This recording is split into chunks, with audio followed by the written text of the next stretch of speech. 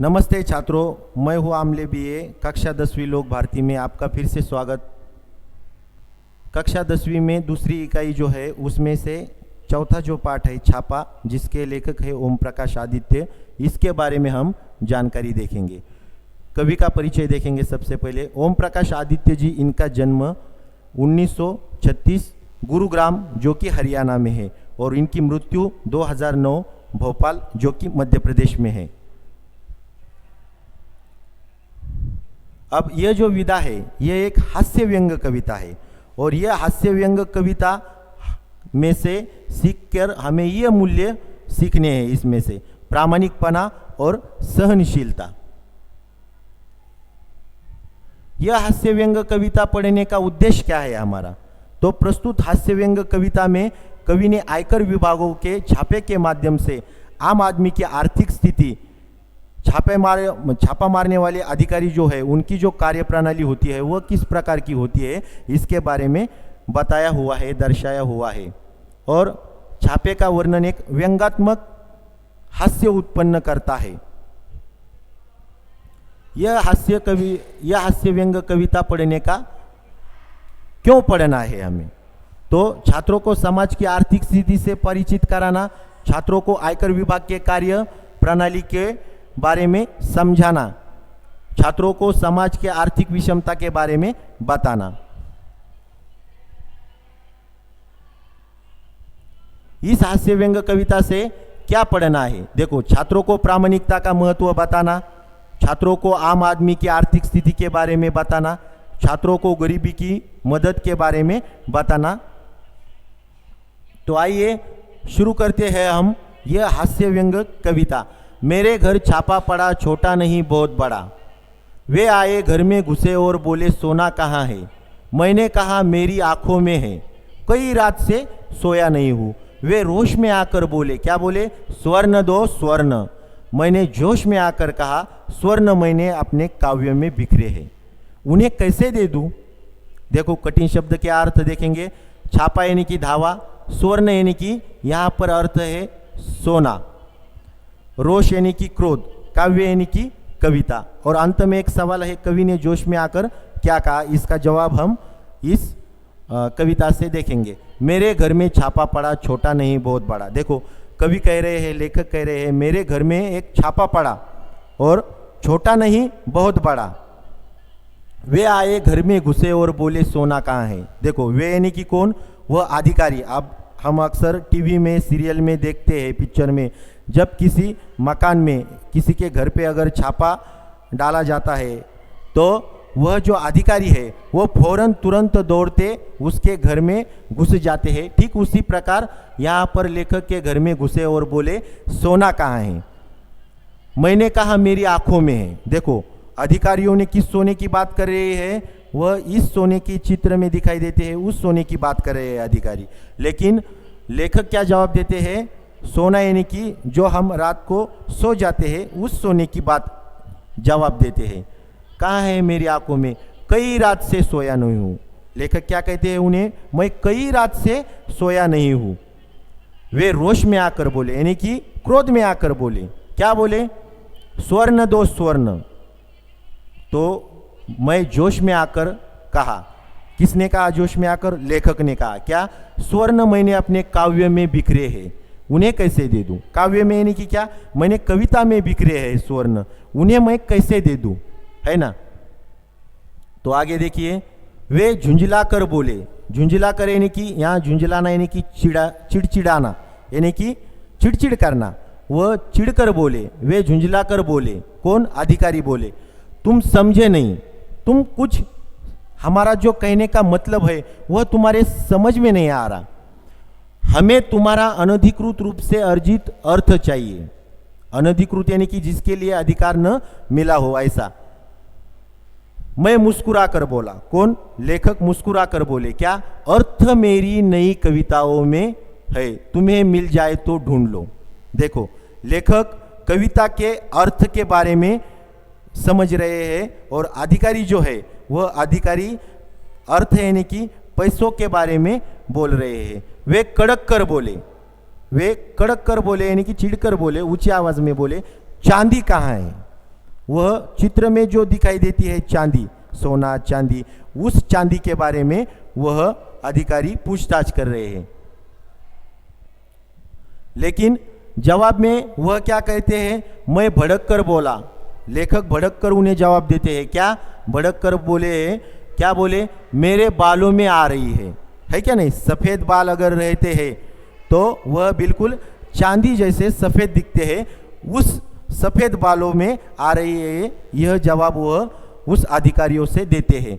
वे उद्भ्रांत होकर बोले। अब देखो यहाँ पर कठिन शब्द के अर्थ, उद्भ्रांत यानी कि हैरान हो गए। वो हम सवाल कुछ और ही पूछ रहे हैं और उसका जवाब ये जो लेखक है वह कुछ और ही दे रहे हैं। वे हैरान हो गए और हैरान होकर बोले, यह बताओ तुम्हारे नोट कहाँ हैं।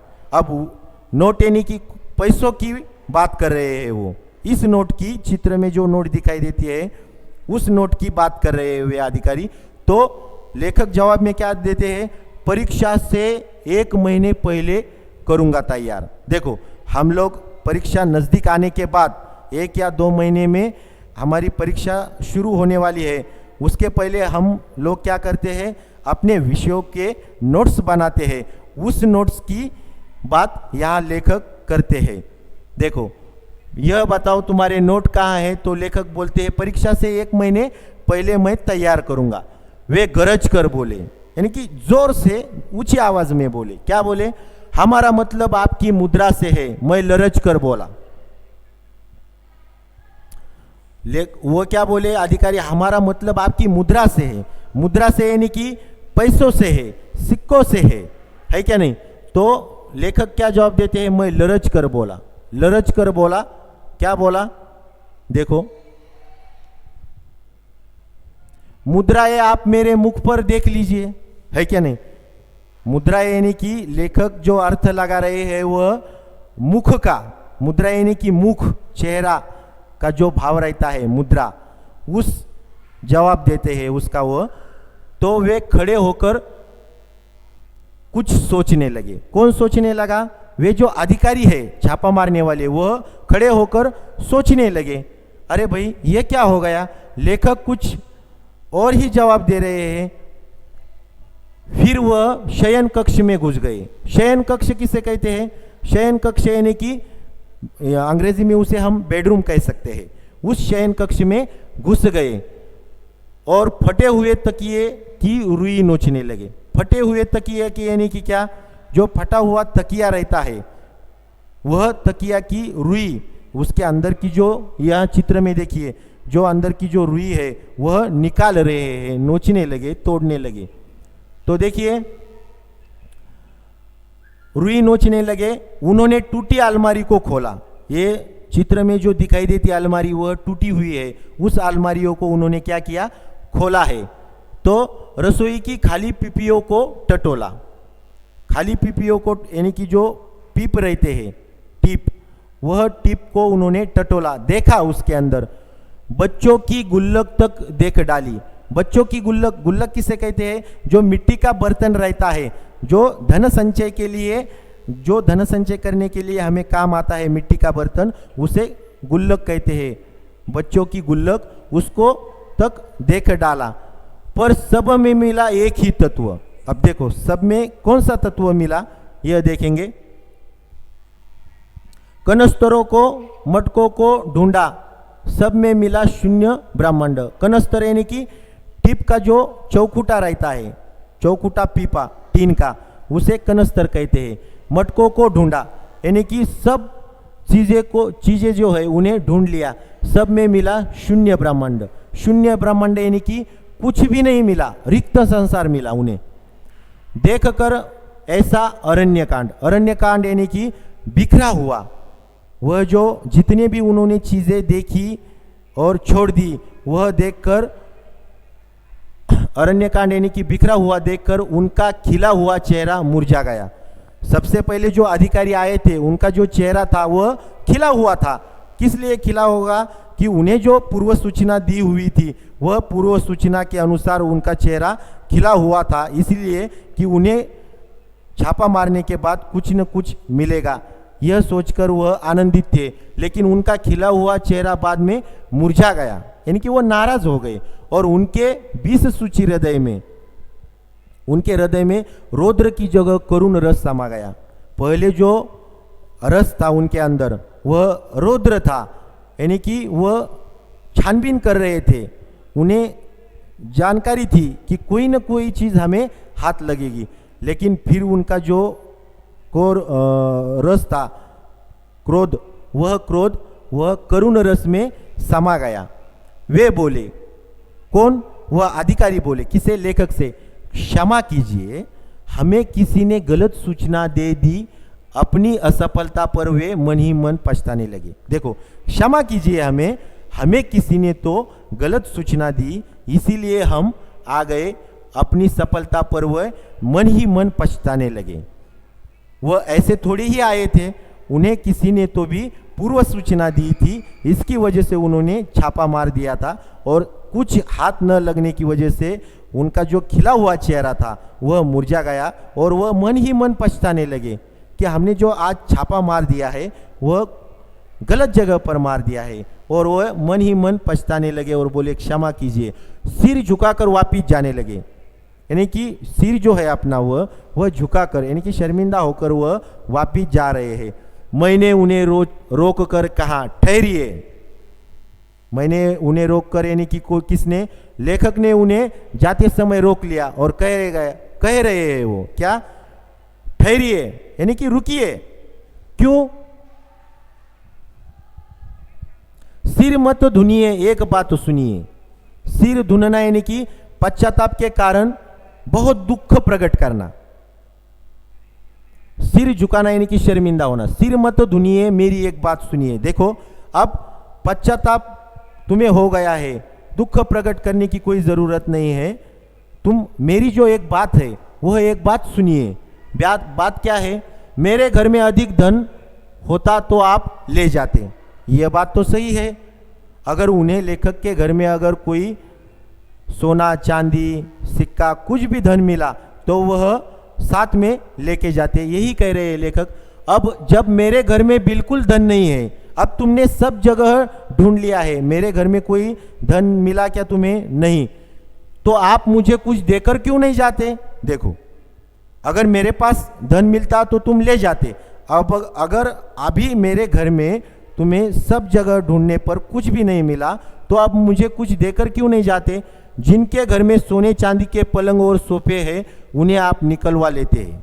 देखो, जिनके घर में सोने चांदी के पलंग है, उनके घर के जो सोने चांदी के पलंग रहते हैं वह आप निकलवा लेते हैं क्या? नहीं, बहुत अच्छी बात है, निकलवा लीजिए। पर जिनके घर में बैठने को कुछ भी नहीं है वहां कम से कम एक तख्त तो डलवा दीजिए। तख्त यानी कि लकड़ी का बना हुआ तख्त, कम से कम वो एक तख्त तो डलवा दीजिए। यहाँ पर हमारी जो ये छापा हास्य व्यंग कविता है यह समाप्त होती है। इसका स्वाध्याय देखेंगे। कवि छापा मारने वालों से अपने घर में क्या डलवाने के लिए कहते हैं। कवि के घर में क्या बिल्कुल नहीं है। छापा मारने वालों में अंत में कौन सा परिवर्तन आता है या आया, ऐसा कुछ भी सवाल पूछा जा सकता है। अधोरेखांकित शब्दों के शब्द भेद पहचान कर लिखिए। अब देखो, वे कड़क कर बोले, चांदी कहाँ है? चांदी ये शब्द जो है अधोरेखांकित किया हुआ है, इसका हमें शब्द भेद पहचान कर लिखना है। यह शोर कौन मचा रहा है? इस वाक्य में कौन ये शब्द को अधोरेखांकित किया है, इसका शब्द भेद पहचानना है। और अंत का है, छापा बहुत बड़ा था, इसमें बड़ा ये शब्द जो है वह अधोरेखांकित है, यहाँ पर इसका शब्द भेद लिखना है। आज के वीडियो में इतना ही, धन्यवाद।